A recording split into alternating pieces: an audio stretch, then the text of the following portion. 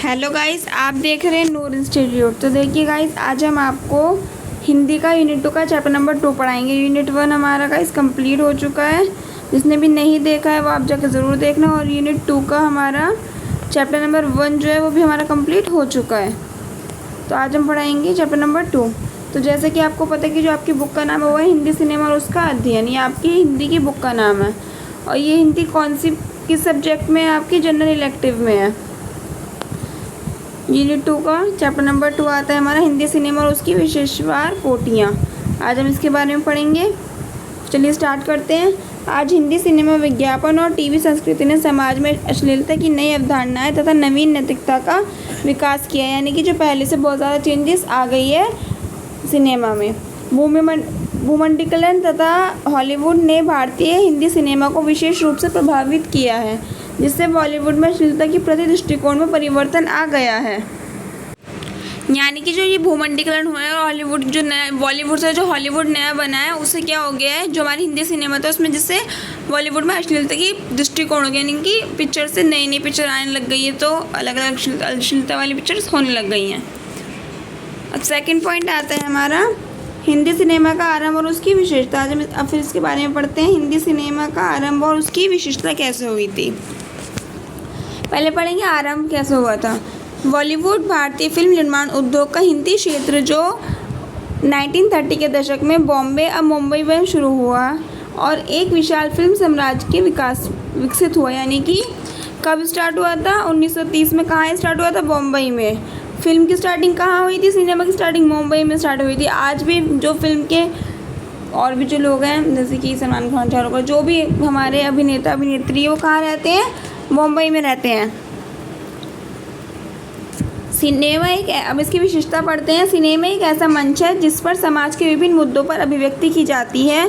यानी कि हर एक मुद्दा होता है उसमें, कोई सा भी मुद्दा ले लो आप, राजनीति का ले लो, प्रेम का ले लो, या फिर कोई सा भी ले लो, स्त्री का ले लो, सब मुद्दों के ऊपर होती है। विभिन्न विषयों जैसे धार्मिकता, राजनीति, समाज, दंगलदिली और बदलाव से जुड़े मुद्दों पर फिल्में बनाई जाती हैं जो समाज को बदलने और सुधार करने की शक्ति रखती हैं। एक और विशेषता है कि सिनेमा एक महत्वपूर्ण कला के रूप है। अब इसमें क्या समाज में सुधार कैसे होता है? फिल्म को देख कर कि लोग फिल्म देखते हैं फिर उसके बाद सोचते हैं कि हाँ हमें भी ऐसा करना चाहिए। पहले क्या था, गर्ल्स को नहीं पढ़ने दिया जाता था, लेकिन जब फिल्में ऐसे ऐसे आने लगी तो क्या हो गया कि हाँ गर्ल्स भी कुछ कर सकती हैं। तो बहुत ज़्यादा चेंजेस किससे आई? फिल्म से आई। तो इसलिए फिल्म को क्या बोलते हैं? एक विशेषता है जिसमें कि सिनेमा एक महत्वपूर्ण कला है, कला के रूप में सिनेमा को मान लिया है। अब आता है हमारा नेक्स्ट टॉपिक, समानांतरोत्तर हिंदी सिनेमा।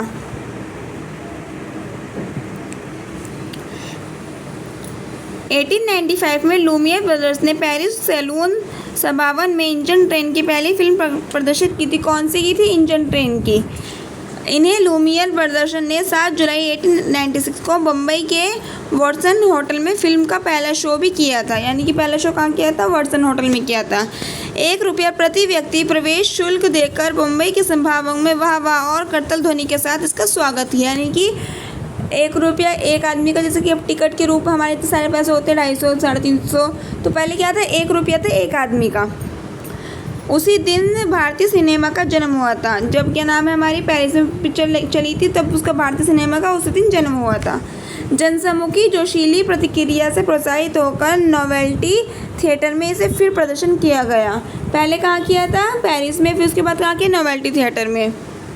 निम्न वर्ग तथा अभिजातीय दोनों वर्गों को लुभाने के लिए टिकट की कई दरें रखी गई। अब क्या हो गया? टिकट की अलग अलग दरें रख दी, जैसे कि अभी भी रख दी थी, अभी भी रखते हैं कि मिडल साइड की अलग है, फ्रंट की अलग है और बैक की अलग है। तो ऐसे ही पहले भी टिकट की अलग अलग दरें रख दी।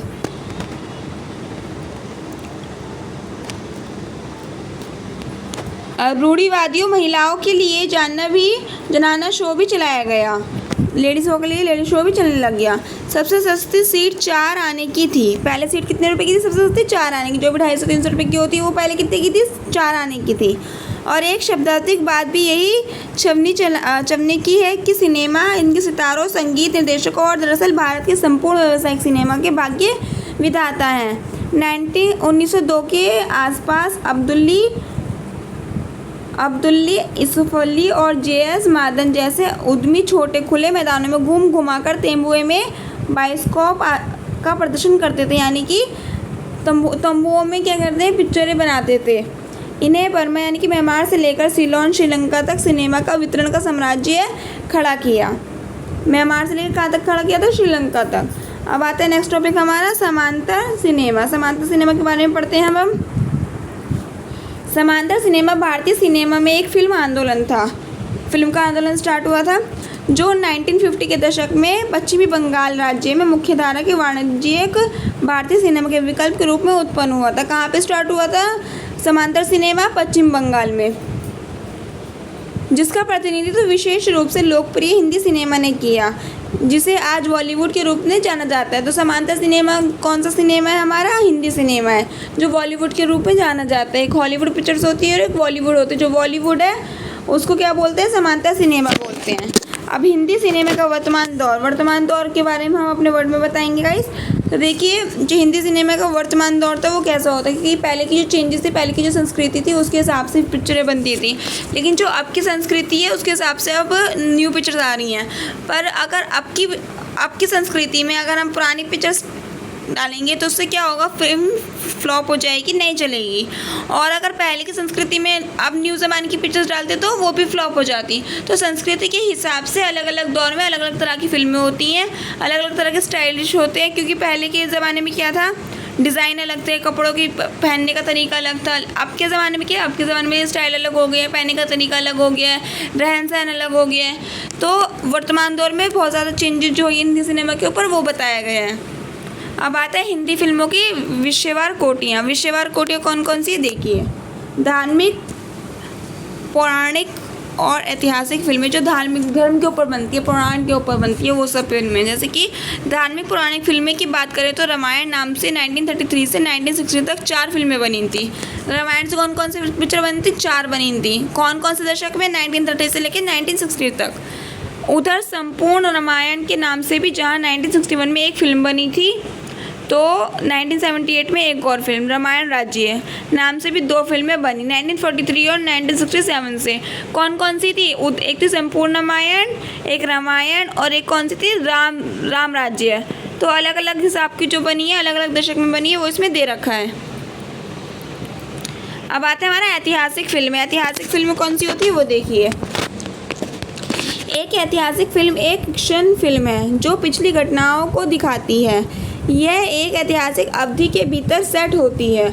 ये व्यापक शैली, biometric, costume drama, heritage film और एपिक फिल्म के साथ क्षेत्र साझा करती है। ऐतिहासिक जो इतिहास के ऊपर होती है, जैसे कि कोई किसी भी कभी इतिहास ले लेते, रानी लक्ष्मीबाई का इतिहास ले लो, कोई से भी नेता का इतिहास ले लो, उसके ऊपर जो पिक्चरें बनती है, अभी बनी थी इंदिरा गांधी के ऊपर बनी थी एक पिक्चर। तो ऐतिहासिक फिल्में होती हैं जो किसी ऐतिहासिक पर्सन के बारे में, किसी इतिहास के बारे में, किसी जगह की पिक्चर के बारे में बना रहे, किसी जगह में इतिहास क्या था क्या नहीं था, तो उसके हिसाब से जो बनती है वो बताया गया है। अब आता है थर्ड पॉइंट हमारा, हिंदी सिनेमा में प्रेम संबंधी फिल्में। जो भी हमारी रोमांटिक पिक्चर होती है उसके बारे में वो बताया गया है कि प्रेम के ऊपर कैसे बनी थी, देश प्रेम के ऊपर बनी थी, राजनीतिक प्रेम के ऊपर बनी थी, अलग अलग तरह की जो बनी थी वो बताया है। फिर आता है फोर्थ हमारा, समाज सुधार संबंधी फिल्में, जो हमारे समाज को सुधार करने के लिए बनी थी वो है। अब कौन कौन सी है देखिए। नई दिल्ली एक समय था जब ज़्यादातर हिंदी फिल्में महज पैसा कमाने को ध्यान में रखकर बनाई जा रही थी। यानी कि नई दिल्ली में जो पिक्चर्स बनी थी वो कौन कौन सी बनी थी, पैसा कमाने के लिए बनाई जाती थी पहले, लेकिन समाज सुधार की होती थी। जैसे कि on post, black widows, Durgamati, शुभ मंगल सावधान, न्यूटन, टॉयलेट एक प्रेम कथा, सुई धागा। अब इतने पिक्चर्स आपने इतनी पिक्चरों के नाम तो ऑलरेडी सुने होंगे, बट आपने जो ये वाली पिक्चर है टॉयलेट एक प्रेम कथा, इसके बारे में आपने देखा भी होगा और सुना भी होगा। इस पिक्चर, ये तो बहुत पिक्चर हाईलाइट में रही थी अभी जब ये आई थी, तो आपने देखा होगा कि ये एक समाज का सुधार करने के लिए बनी थी कि घरों में अगर टॉयलेट नहीं होता तो कैसे ही मुश्किलें पैदा हो जाती है। तो टॉयलेट के ऊपर यानी कि समाज सुधार के ऊपर ये पिक्चर बनी थी। सुई धागा भी आपने देखा होगा, ये भी समाज सुधार के ऊपर पिक्चर थी। फिफ्थ पॉइंट आता है हमारा, जातिवाद और दलित यथार्थ संबंधी फिल्में।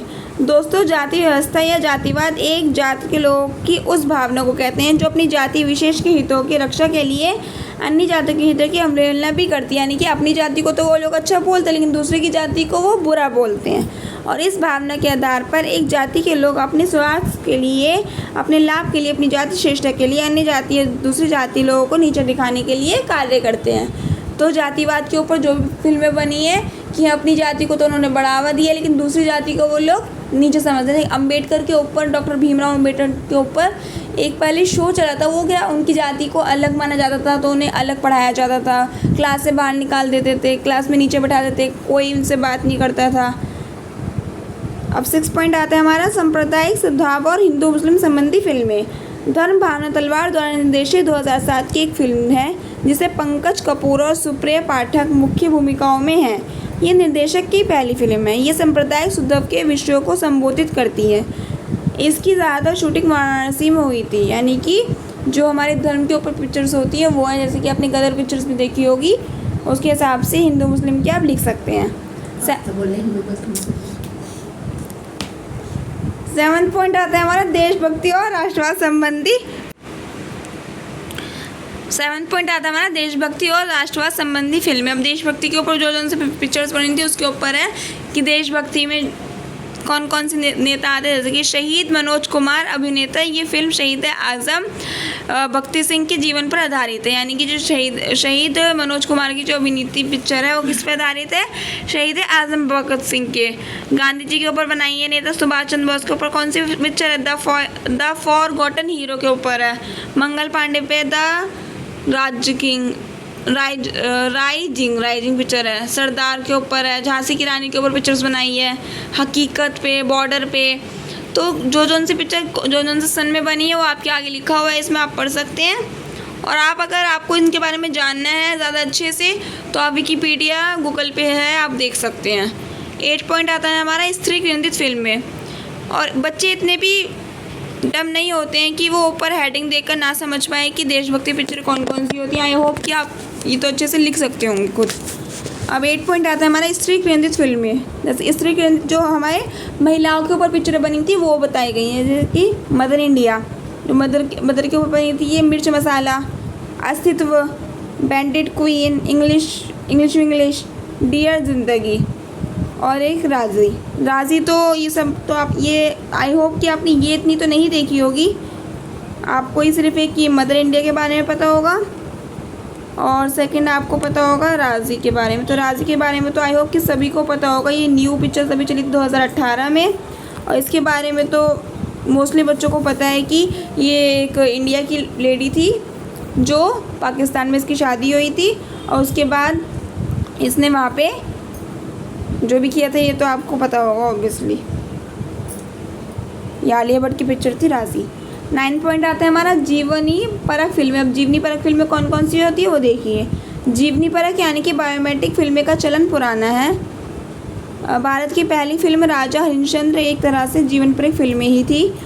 उसके बाद भी संत तुकाराम आदि के जीवन पर अनेक फिल्में बनी।